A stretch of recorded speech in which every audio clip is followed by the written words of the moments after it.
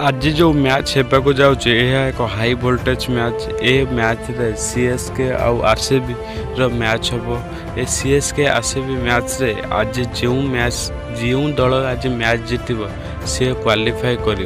किंतु सबुठ बड़ कष्ट कथा हूँ कौन आरसीबी जिते भल रन रेट जीतब आउ मैच को जदि वर्षा है ताले आरसीबी विपद। किंतु जदि मैच शॉर्ट न हुए वर्षा है ताले रन रेट रे सबु क्षेत्र में आरसीबी भल करके गले से क्वालिफाई हो पार ना से आरसीबी क्वालिफाई हो पार। सीएसके देखा गले सीएसके धोनी एटा तार लास्ट मैच बोली कहुच्छी कहीं से यही वर्ष खेलिए आउे आउ खेलिए ना कहीं सीएसके आर थर चैंपियन भी होता एथर भी सी क्वालिफाई होबार बहुत आशंका अच्छे कहीं सी जिते टीम विपद में पड़ी था से सी सबुठ भल खेल था।